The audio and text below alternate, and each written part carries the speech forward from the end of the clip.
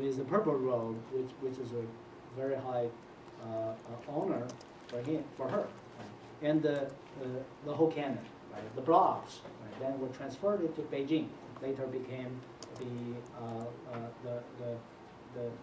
one of the imperial edition we call Hongfa canon, right? Hongfa Zhang. Right? So this is one most laudable story about the creation. Right? So people actually inflicted such kind of pain to themselves, right, for the purpose of making the canon. However, I just want to add a note here, right? Although the standard story always refer Cui Fazhen, right, as the initiator of this project, new research. There's discovery of a stele, right, which actually point to this his master. She actually has a master called Yin Shen Nai, right? Yin Shen Nai, and commonly known as the Shigong. Right? So this is I'm simply copying some of the information from the stele. Right? So stele is somewhere in Shanxi, right? Close to the place where the canon was made. Right? So he, according to this document, actually he burned his hand, right? When he was young, and vowed to go to Mount Wutai for a pilgrimage. So he went there and met actually one Song Dynasty emperor, the last emperor of the Song Dynasty, not the last, but the second from the last one. Then Huizong, right? So this emperor admired his devotion. Right? At Wutai, people said he actually was motivated by Bodhisattva Manjushri. Right? Wutai is the place you're going to see Manjushri. Right? So Manjushri actually instructed him to carve a new canon. Right? So it shows canon was very popular in people's consciousness. They just thought making a canon is the most devoted kind of activities. So back in his hometown, he started to tell this to his people. Right? He has a layman who cut left hand, cut hand. Right? So this time.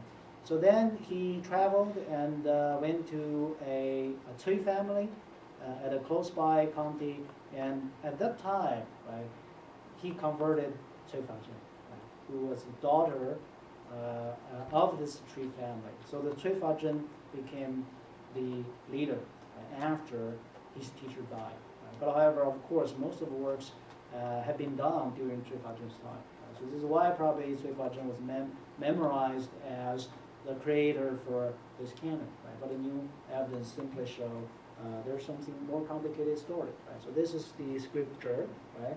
One of the copy created by Cui Fazhen, right? Cui Fazhen. And this is a scroll type of print, and as I said, closely mirrored the Kaibao canon. Right? So later we're going to talk about Kaibao canon next lecture. So this is the first aspect. Right? The second aspect, right, ceremonial consecration and worship. Right? So here it comes to Dr. Darilong's favorite topic, sounding the scripture. So in this section, we're going to kind of review some of the activities which related to handling the canon as a sacred object. These are the sacred objects. We need to handle that, but how people do that. People erect a pagoda, for example, build separate buildings to house the canon. Right? And also periodically they have to bring the canon, literally the pages, the books out of that storage, because we don't have air conditioning or the moisture, which will damage the paper. And if you don't turn that, bookworms will develop in the pages, between the pages. So on the 6th day of 6 months, very often that becomes the festival, right, for sounding the scripture. Expose, which means expose scripture to air, right? And this is also, this starts from the Song Dynasty and actually began as a Taoist festival. Right? So in the southern area, it's also a festival for sounding all different other kinds of books, not just Buddhist canon. Right? And of course, there are special buildings for Buddhist canon. So let's look at the sounding scripture assembly. Right? So very often it's being called sounding the scripture assembly, also called the turning scripture assembly. Right? What people do actually in ancient time, people turn page by page.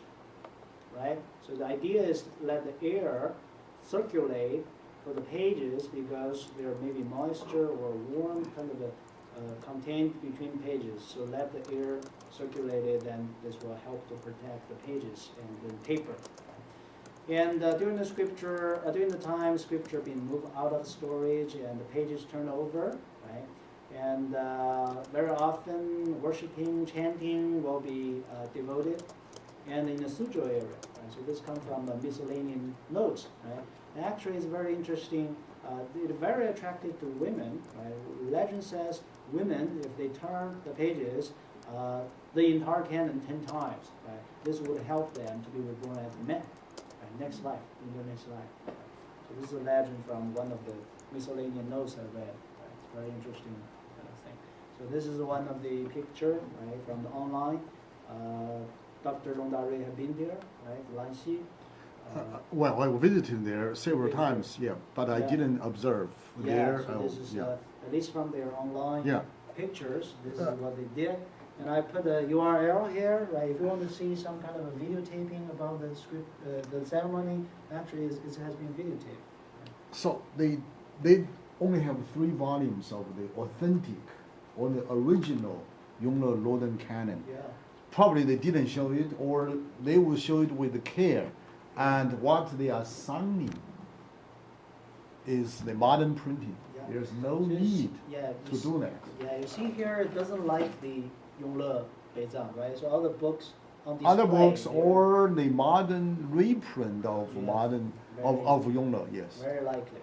Yeah. So here's another Yeah. screenshot from That's I Beijing, went, right? yeah. Badachu, right? Banazu, So this yes, is, Western Hills. yeah, later Dr. Long can tell us more about that. Right? So see here what it says in Chinese is about for 3 days they actually exposed about 1,800 volumes of the canon. They Of didn't- course, this is too not small small. for the entire Buddhist canon, No, no, right? So no. it's not even close to 5,048. Right? But this become a festival, right? Become a festival. Looks like a commercial kind of a festival. Right? So this is a little bit interesting. Right? I try to investigate more about that. Right? You see a parade. This happened in Korea, right? And what you see here, all those devotees putting their palms together, and on the top of their head, they actually put a piece of wood block of the Buddhist canon here. This is, I'm wondering if this is the Tripitaka Kriana, right? Maybe not, maybe some other blocks. But however, this is a devotional activity. This is not about sounding the block. I never heard about that. It's probably do more damage right, to the block, right? When you expose that to high temperature in the sunshine. But however, you see here, their action is actually devotional. Right? If this is the Kriana Tripitaka, that's going to be very interesting because each one holding one block, that means they need 80,000 people, right? 80,000 to do this. Right? And more about this. Right now you can see the block more closely. That resembles the Tripitaka Kriana. Right? I don't know if they actually take it outside doing this, right? I doubt. Yeah, I doubt as well. Yeah. But however, you see here is the Chinese character printed on that, right? I need to do more research about this.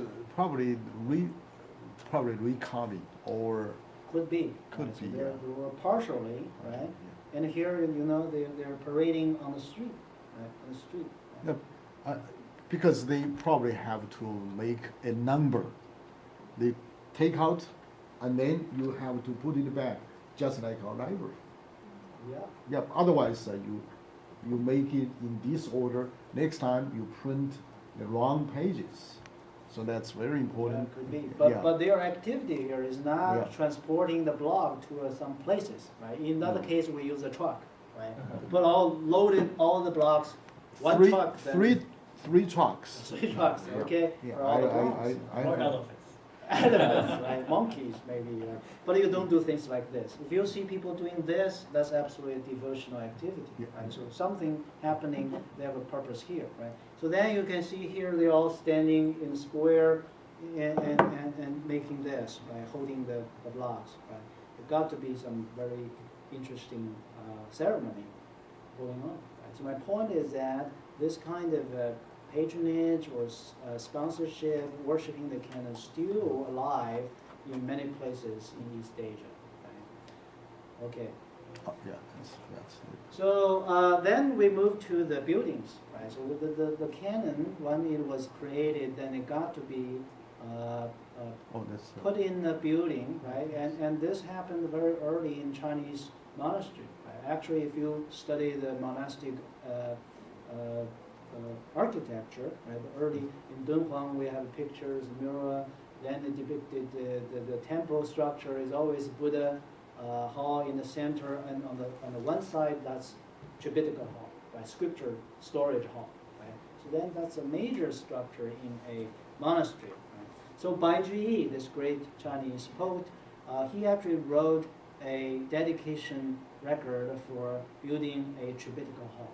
We know this holding a Buddhist canon, right? So he described that, the structure here, right? So there are east and west bays, 6 Tripitaka cabinets. What he's talking about is cabinets has been placed with 2 doors each were placed, right? There are cabinets with doors. In the central bay, right, the Chinese structure was divided into different bays, right? And an altar with statue of 500 arahant was displayed. And behind the statue was a mirror of the western land of Buddhas and 2 pictures of bodhisattvas. Surrounding the altar were 24 magnificent canopies. The renovation project was completed on the 25th day of the 9th month in A40. So this Tang Dynasty. A huge ceremony was held to celebrate to ensure the eternal turning of the Dhamma wheel. So why reading the entire canon called turning the canon? Because that's supposed to be Buddha's, Shakyamuni's Buddha's turning of the Buddha, of the Dhamma wheel. It resembles to that. 7 people with moral integrity were hired. You see here, they have been paid, right? Financially supported for chanting the entire canon, right? Following the order in the dialogue.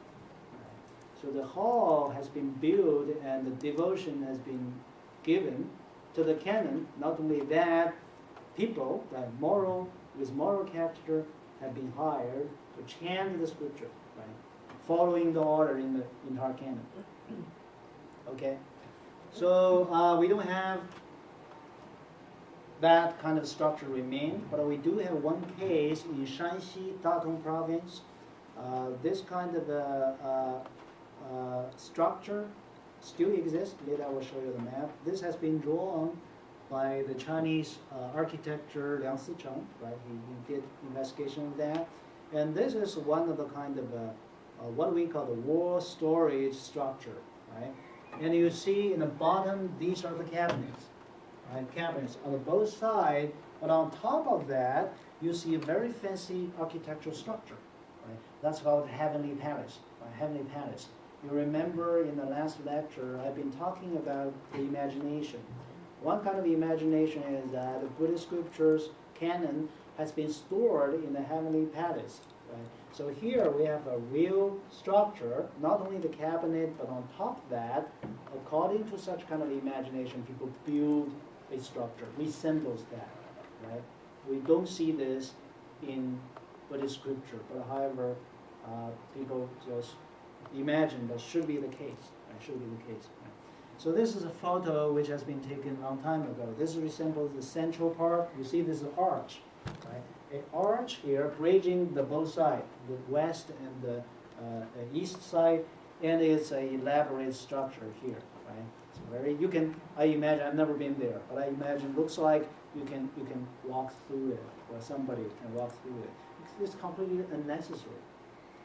I mean, if you want to just store the books, it's not necessary to build this, but people want this, right? Okay, so this is a color picture, right, about the structure. They only photo the upper part because that's beautiful.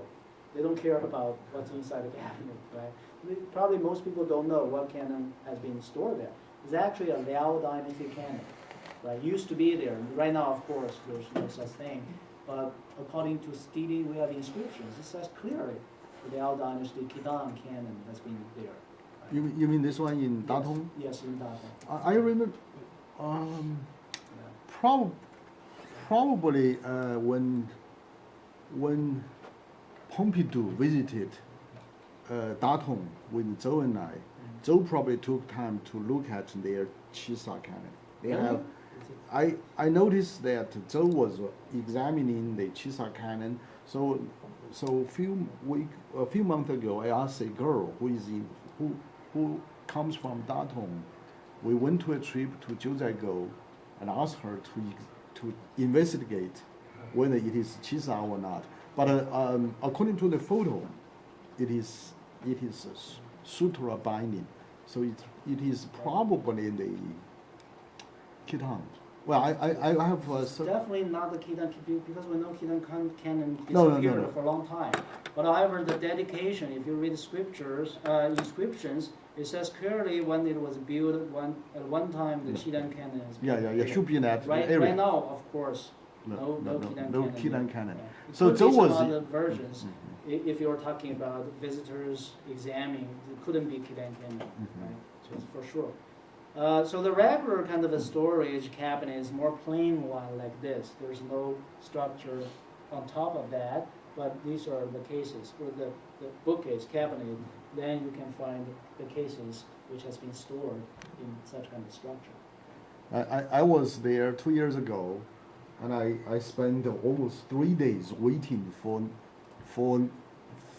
their permission to look at. I showed the monk that I have your photo, but the young monk refused or declined and say, my master is not at home. I dare not show you the scripture. Finally, well, some telephones from Beijing. He told me to contact Beijing, and I asked people in Beijing to make phone call. And finally, he showed me. He knew that I would not go until he showed me the scripture. So he took out 2 volumes and said, I allow you to read them for 10 minutes. So that's. Well, it's hard to get that, right? And most people don't care, actually. They don't want to see the camera, or the door is simply closed. Yeah. Like this photo I show you, I've been to Japan during the summer and visit Myoushinji. They actually, I can see they have a hall dedicated to storing the Buddhist canon, the complete one. But it's closed, it's not open to the tourists, right? Their basing room, by the way, is open for tourists to watch. Of course, it's interesting to watch the Asian way of basing. But however, we don't know what's inside. What's inside. Do they open to the public? No. Do they open? Not No. open to the public. Closed door. Right. If there are any canon, most likely they have been kind of preserved in some more advanced Like- places with advanced technology, air conditioning, temperature control, something like that, because it's Asian thing. So very likely the room is empty. Right? The room is empty. And also visit Mampukuji, right? So then this is the monk, the creator for the Mampukuji edition called Tetsugen. Right? Tetsugen. So then this Tetsugen, this monk, has become the object of devotion. Right? So walk into their storage hall, and you have this structure right in front of you, which is a structure, a shrine, right, dedicated to Tetsugen. Right? Then we're going to come to a very interesting subject, right? Introduce you to this revolving repository. Right? So you don't see this Foguangshan, by the way, Xilai Temple. Do we have this revolving cabinet, right? So considering building one in the future, right? It's going to be very interesting, right? So I visit Japan, right? So I visit Nishi Honganji, for example. Right? So then they have this structure, right? If you read the placard here, it says Den Linzo, right? Den Linzo, right? Revolving canon, right? Revolving canon, right? A storage for the revolving canon, revolving repository. Right? So what it says is that inside this building, actually, there is a Buddhist canon for sure.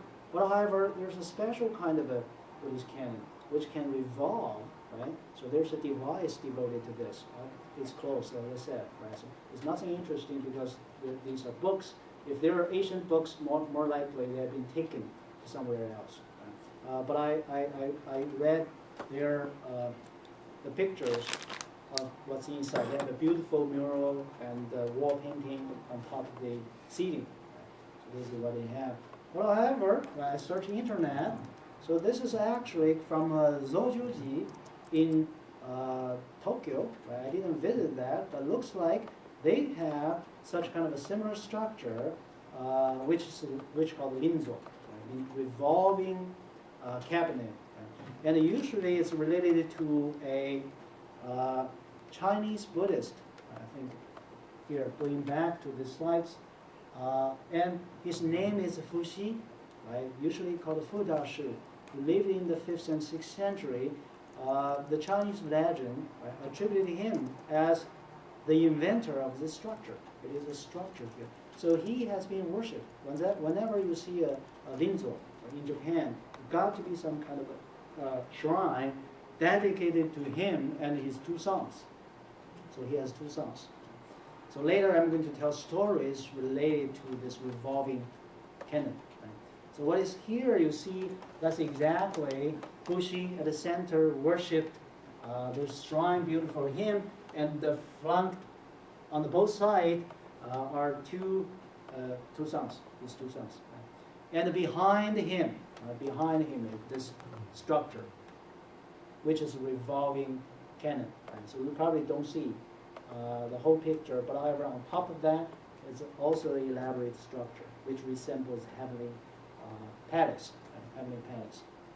And also you have the heavenly kings on both sides, right? On both sides. Right?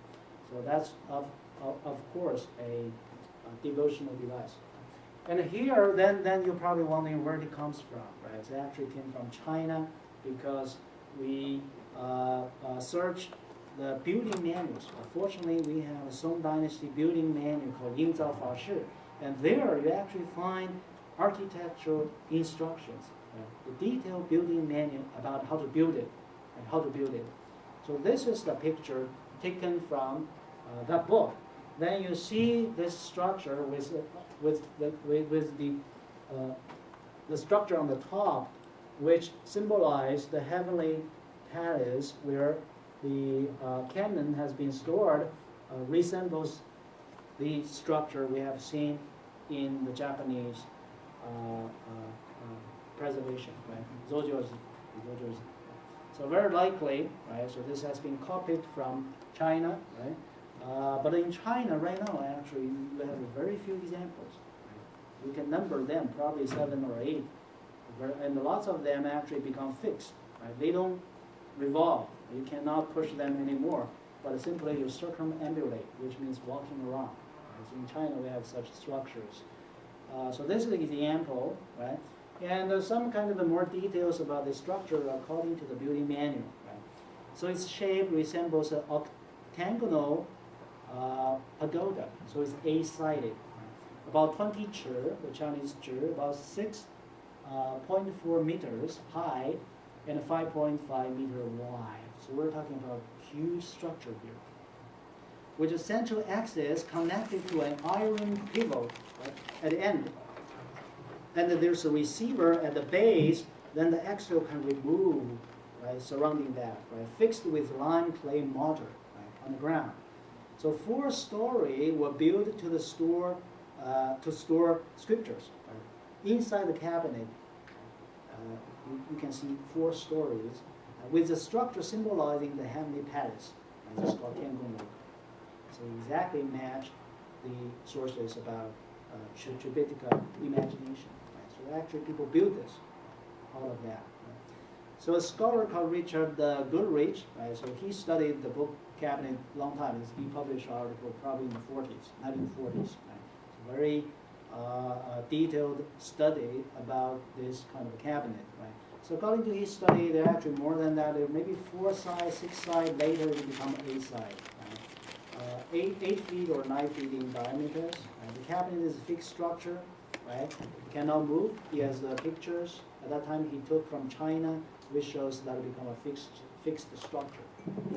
But however, and also we have records from as early as Song Dynasty.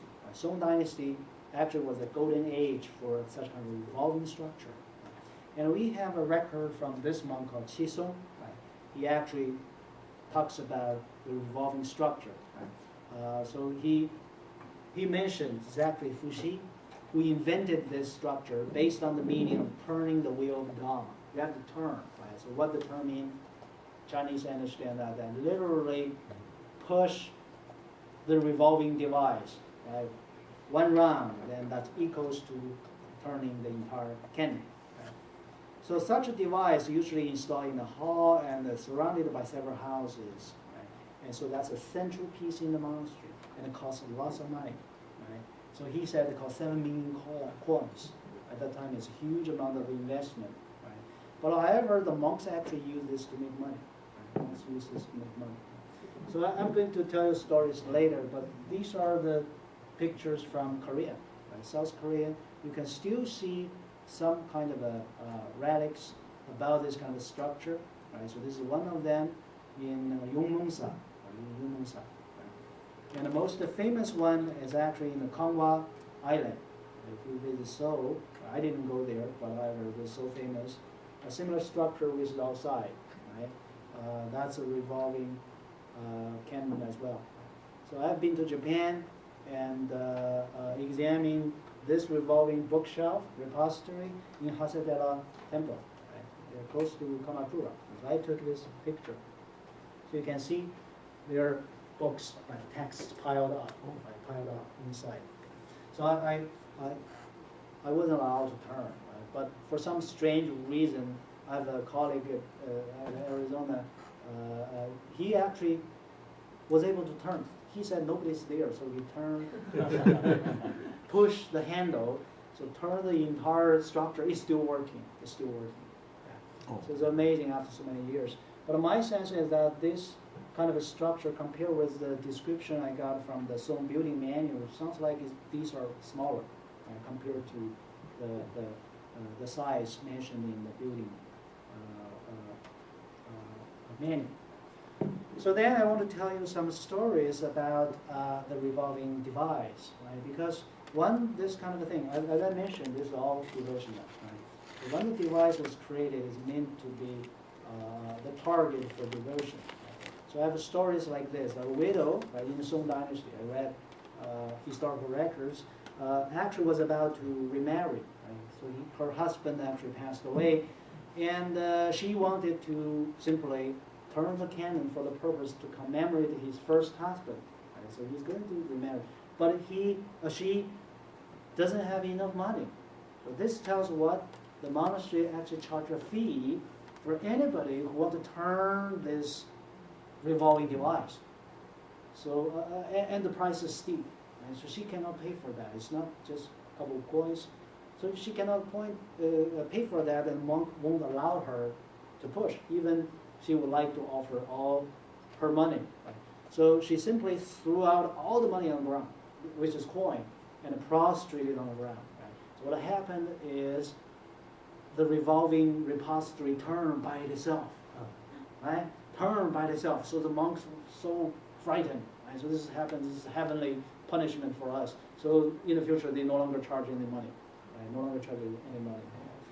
And also in this Confucian scholar called Yang Jie, right, he was very pious about Pure Land practice. Right? According to legends, he also caused the device to revolve by itself, right, because he's pious. And during the invasion of the Jurchen army, right, according to account at the Ayuan temple, right, the Ashoka temple. So this monk called Yue Tang, right, was chased after by the Jurchen armies. Right? To try to avoid all the disasters, he chanted the Buddha's name, and the revolving device just turned by itself. So the Jurchen soldiers were so frightened, so they left. So there are more stories related to this. Right? It shows how influential and popular this kind of device have been in Song Dynasty China. But doesn't mean it was not popular in later time. So we have these later records in the 17th century about a literary figure, right, Liu Tong. He visited Longfu Monastery. Right, Longfu Monastery. I don't know if the monastery is still there or not. Right? It's Longfu famous. It's famous. I visited that street a number of times. Right. There are some antique shops or some bookstores, but well, Yeah. that's So 20, according that to this 20 record, there is such kind of revolving canon repository located inside the monastery. Right? So he said, people may read the canon or make donations. Right? If one's virtue or gift is equal to the number of the one canon, right? Here he didn't say how much. But at this point, we should be able to tell the number of a canon is 5,048. Right? So that means if your virtue match that or your money match that, right? So then it is sufficient to make one turn of the wheel. Right? It sounds like you have to pay in order to turn. Right? And the money required maybe is 5,048 coins. Right? That's very expensive at the time. In the South China, that's happened in Beijing. In South China, in Hangzhou, right, we have Zhang Dai. Right? Zhang Dai lived in the 17th century. He kind of witnessed the fall of Ming Dynasty, right, the coming of the Manchu armies. And Jonathan Spence wrote a book, right, about Zhang Dai. Right? So I quoted from his book. Right? What happened is Zhang Dai is accompanied a lady, rich, wealthy lady, to a temple called Huiyin Temple. Right? What's so special about Huiyin Temple is that this temple has a very strong Korean connection. Because during the time when Korean created their own canon, one of the Korean monk, right, who is actually a royal prince called Wichong, right, actually visited China and stayed China for a year to study Huayan Buddhism. Right? And this temple has been since then related to him, and the Koreans periodically donate to the temple. So the temple, typically called Korean temple, locally, it's called Gaoli Si, right? The Goryeo Temple. It's very famous in Hangzhou. Right? So this is Zhang Dai. He told the story, right? So this lady, she took out a string of 300 coins. Right? I think that's probably lots of money. I didn't convert that price to the modern value, right? But instructed our sedan chair bearer. So they came with a sedan chair to set revolving storage case in motion. They didn't do that, but they hired people. They paid money, and their servant did that. At first, the revolving mechanism gave out a groaning sound because it's heavy. There's all canon inside, like a band instrument being played by a beginner. Then, as they began to spin with greater ease, the stored sutra revolved as if in flight. Right? When it's revolved quickly, so that those doing the pushing could no longer keep up with it. Right? It just revolves so fast. So it shows actually is quite a kind of attraction during the 17th century. When you tour the monastery, people want to turn it. Right? But of course, you have to pay. So actually, this Korean monastery has been restored. I searched the internet. Looks like this structure has been restored as well. So they built a gigantic structure to house this device. I don't know if there's such kind of device inside or not. Maybe the technology has been lost. Nobody knows how to build that. Right? Nobody knows how to build that. The next subject we're going to investigate ritual writing and reading. Right? Well, I just wanted to point out something very obvious. Maybe you're aware of it, but what was the name of the Buddha's first sutra? Buddha's first sutra for There's only one first. one verse. The scripture of 42 sections, that's the one which has been translated into China, the very first one. Well, in ancient times, the first sutra was turning the wheel of the Dharma. Okay? So it's as if they're literally trying to do it. You're right. What he was metaphorically doing. You're right. You're right. Maybe Buddha is doing that literally, but that's the Chinese imagination. Why I want to take imagination seriously? because something in people's mind actually turn out to be, right, become something which is reality, right? So that shows it is very important. Because I keep wondering, did the Tibetans pick this up from the Chinese, or the Chinese picked it up from the That's a Tibetans? good question. Actually, people there are scholars, for example, Gregory Chopin actually speculated that all come from India. Right? There's such kind of a structure or device actually already designed by some Indian monks. Indians use that. But he has probably only one reference so far, evidence. And the time doesn't match. Right? So his source comes from the 11th century. But however, we know the Chinese attributed to Fuxi, then he lives in the 5th or 6th centuries. And in the 11th century, that's become very popular. You can see revolving device everywhere in the Song Dynasty, the Song Dynasty, Northern Song, right? So the time doesn't match exactly. That means we have to search more from the Indian side, see exactly where it comes. And there are indeed a reference to Indian masters coming from the West. During the Northern Song, actually more Indian monks coming because the Song emperors were so generous, they sponsor sutra translation projects. So some possibilities here, right? Maybe it's coming from India, the entire design, but it's so quick, got into this building book, right? And you know the Chinese building techniques are all based on the wood, how to handle the wood. So it's a very sophisticated technique. So based on that, maybe I just have doubts about if this is really an Indian invention, or maybe the idea is absolutely Indian, but the Chinese took that and perfect that and make that a sophisticated kind of device. Right? So that could be the case. So then I want to go quickly about the last 2 points. Right? One is the ritual writing and reading. Right? So this one probably I don't need to say too much because Professor Long already mentioned that kind of activity are very popular. But I want to point to a real source here, right? Discovered in Chongqing, which is still actually documented the ritual of reading the entire canon, right? So this person called Wang Bogui, right? He hired the Buddhist monks, 31 of them, to chant the scripture for his deceased father, right? So they came and they chanted. What kind of scripture they chant? Right? These are the contents. Actually, this study documents the entire content of their chanting. And you probably noticed they chant the canon. The canon has 1,716 titles, 480 cases. And what's the number here?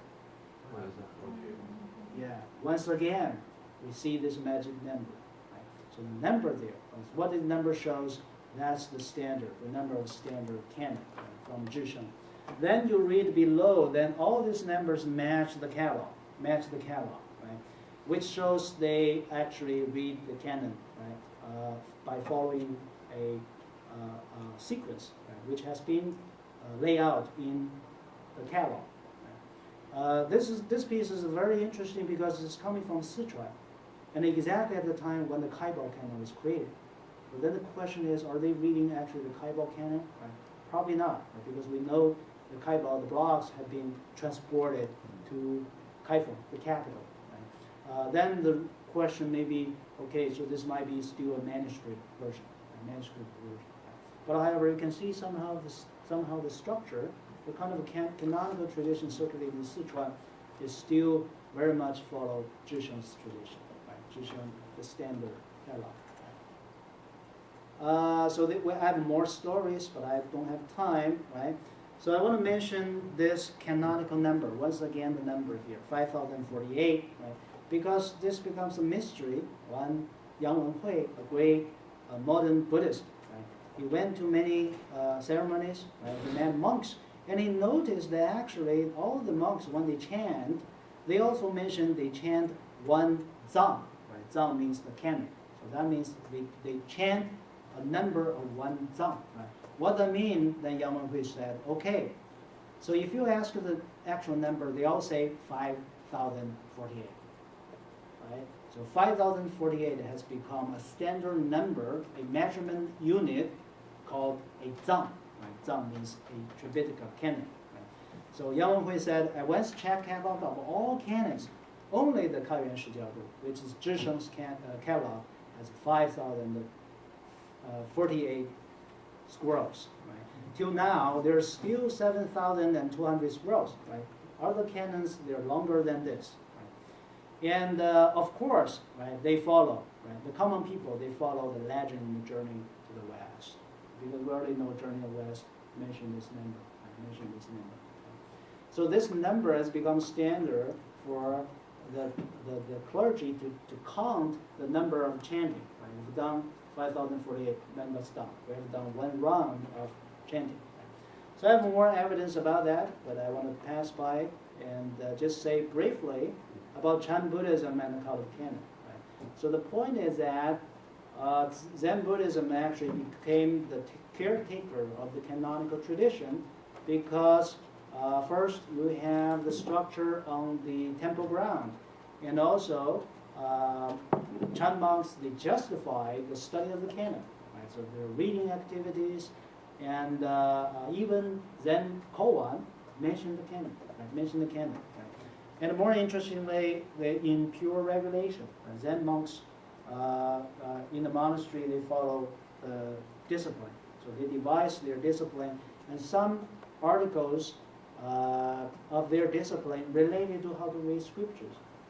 So I want to jump to their regulation about reading scriptures. So this is very interesting. I'm not sure if this is still followed in Foguang, Shan, or some other places.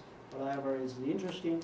This text called Chan Yuan Qing Gui, right, has been created in the 11th, 12th century. So we know it's very early. So it says, after the director of the library, right, apparently the director of the library in charge of all the scriptures, has been escorted out. Right? So he left. Those wishing to read must unfold their sitting mat, right? Place them on the floor before the holy statue, bow down 3 times. They must then stand up and do the truly ritual. Right? So it's kind of a ritual of a bowing, prostration, 1 time to the chief seat. Right? The seat is supposed to be the seat for the patriarch, then patriarch. They will then circumambulate the hall once and meet the sutra curator. Right? So there's sutra curator to request a time to read the sutra. So the monks who are reading the scripture, sutra, must burn incense in the sutra hall and worship solemnly. Right? While holding the sutra in their hand, the monks must not talk or laugh with others. The desk should not have sutras piled up on it, and there should be no pens, inks, miscellaneous stationeries, or, you see, these are the Zen monks, the regulation for them. Zen literature alongside the sutras. Right?